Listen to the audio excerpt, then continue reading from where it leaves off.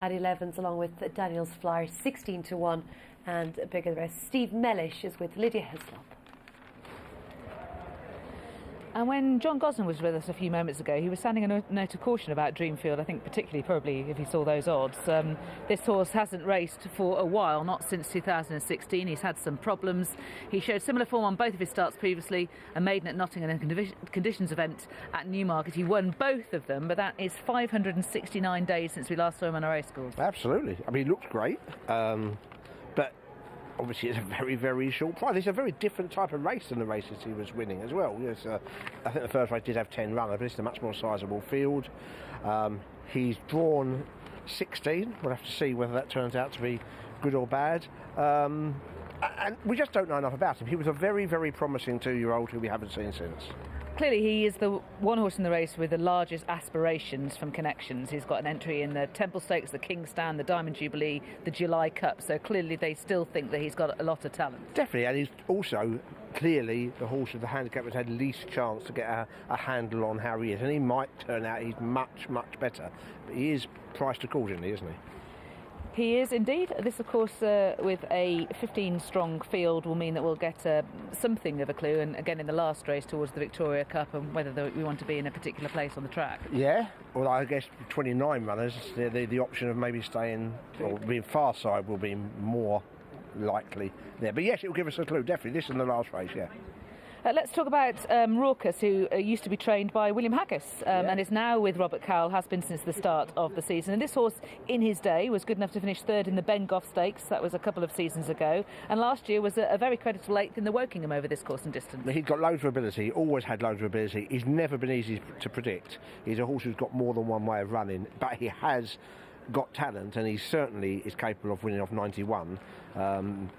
If the right Raucus turned up. But he's definitely not straightforward. You've only got to look at his record. There's plenty of not such good runs as well. Yes, and so far his last few runs and his first 2 runs so far this season on the all-weather have been below his best, and suggest that he does need to put his best foot forward today. Let's discuss Dugan, shall we? Of course, Eddie Fremantle has a share in, owned by the Shropshire Wolves. David Evans trains this horse. It was his best effort for a while last time at Bath over the extended 5 furlongs. He beat the Daily Express, who has since himself won quite comfortably. And had won his previous race. He's banging form, the horse he beat, and he beat him really well. It's definitely, I agree with you, it's his best run for some time. He's had a lot of decent efforts, but he seemed to take a step forward. Now the handicapper has stuck him up £7. Again, it'd be interesting to see how still £17 out. We don't know. But he's clearly coming here at the top of his game, and that's good. I think the stiff 6 furlongs will be fine. Let's deal with other course form as well, involving Hakam and Lightning Charlie, because they ran into each other last July over this course and distance, and Lightning Charlie narrowly got the success over Hakam. He did. You would say since then, they're basically handicapped to be finished very close together again. Since then, Hakam's had a slightly better career. He ran pretty well, for example, 2 runs back at Newcastle to suggest he was still in form, where most of Lightning Charlie's efforts since have been not quite so good. So he certainly has got cool form, and he definitely has got a chance at the weights, but his recent form has not been to the same level. Interesting that good run that you mentioned at Newcastle over 5 furlongs for Hakam came with a first-time visor, and they've switched the headgear here today. Yeah, whether they think that's a plus in terms of just sort of mucking around with him, keeping him interested, I don't know. We haven't seen him for a little while. We haven't seen him for more than 3 months now. But interesting, and an interesting jockey booking in Adam Kirby. I thought Lightning Charlie has run well enough, and he's got a good jockey booking in Nicola Curry as well. Definitely got a good jockey booking. Yeah, I personally don't think he's up to the same form, albeit not disgraced. Okay, so who should we talk about next? Normandy Barriere is an interesting runner. One of his best career efforts came when winning this race in 2017. And he's back to the same mark, so you certainly can argue that he's his handicap to go close again. He's prominent in the market. Again, I didn't think he quite repeated that level of form subsequently. He wasn't always running badly. I don't think he quite matched it. Who else would you like to discuss? There's a number. Daniel's Flyer. I thought that was improved on his reappearance when a close fourth at Ripon recently. He'd been dropped £1, which I thought was pretty generous, and he's another one who's back to his old winning mark. So there's a number of horses here who you can take a pretty positive angle on the mark they've got. The handicapper has given a few of them a chance. Yeah, I've written a few times in this race, Mark Handy on best form. Yeah, exactly. So that's sort of, it might be they're all running into an absolute handicap good thing, but there's several other horses who definitely are not handicapped out of it. Well, Cast is running for the first time as a gelding, and he was good enough to finish 4th in the Richmond Stakes as a 2-year-old. Yeah, I thought his best form's come with a bit more give in the ground, maybe. The generally, and I felt the same about Millionaire at the bottom, who's also got course and distance form, but I thought 6 furlongs on this surface might be sharp enough for him. And Volatile has been brought steadily back to his best this season by Jamie Osborne. Yep, all 4 wins on the all-weather, though, and I didn't think he looks quite as useful or as well treated on the turf. Mount Chiara, I'd like to see. I liked it at Mount Chiara. He ran a funny race at Newmarket. I don't know if he was right, but he was hanging a bit and he didn't seem very happy with himself. I'd like to see him run better today. Now, Hackham has given some trouble at the stalls previously, so he is being held back to load late, which will be helpful to him. 1 or 2 of them are just beginning to play up a little. Who else should we mention here? Aces. We haven't seen much of him. First run for Ian Williams today, and first run since September. 3 times winner. He's been various places. Charlie Hills had him. John Hammond had him.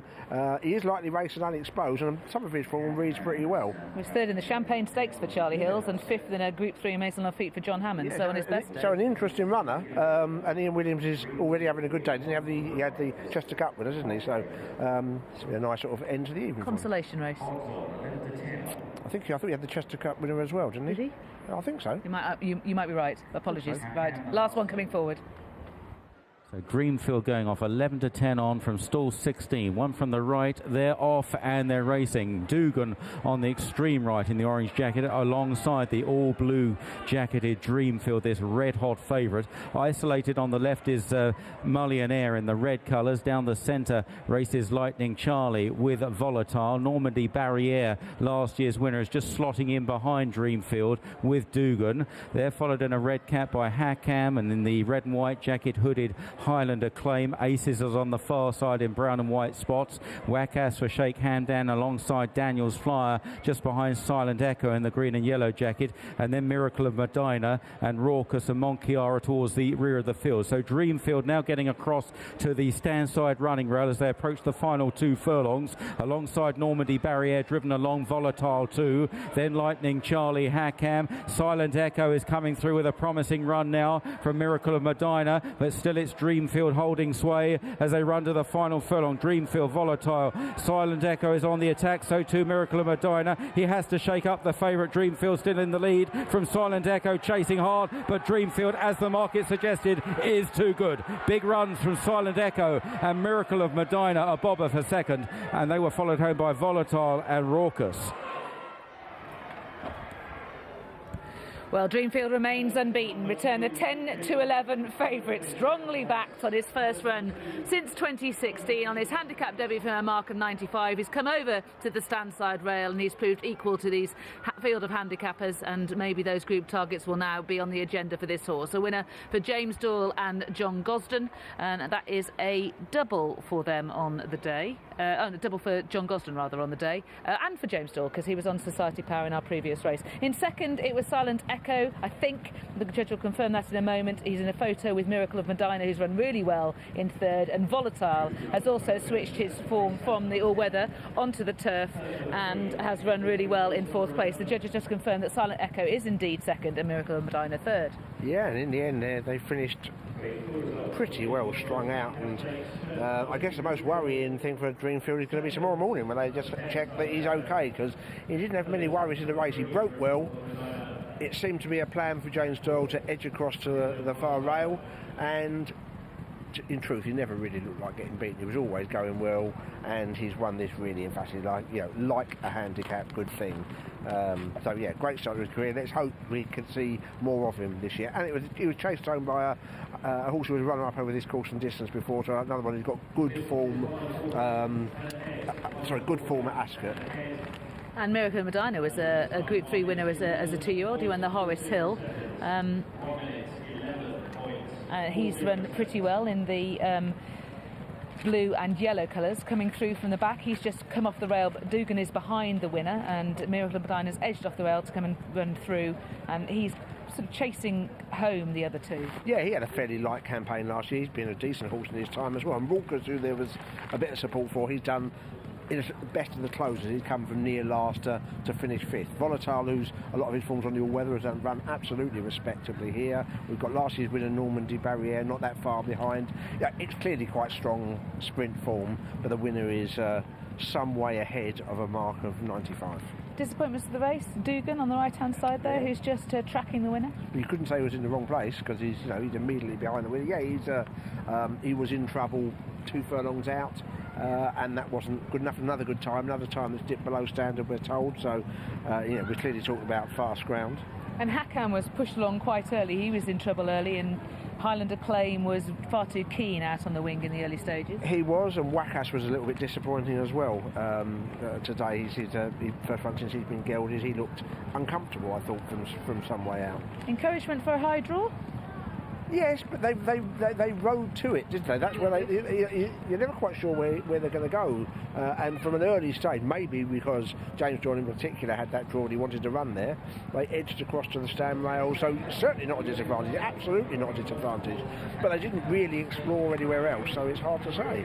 But it's good to see him back on track and yeah. beaten now after 3 starts, and some lofty targets surely on his dance card for the rest of the year. Yes, but none of them will be off 95. No, back to say 95 was a good mark, and do you know it was? Dreamfield has won, so doubles on different horses for James Doyle and John Gosden, but teaming up here with Dreamfield.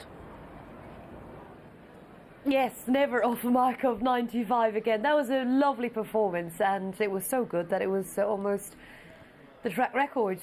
Blue Point 111 and 5, and Dreamfield 111 and 40. So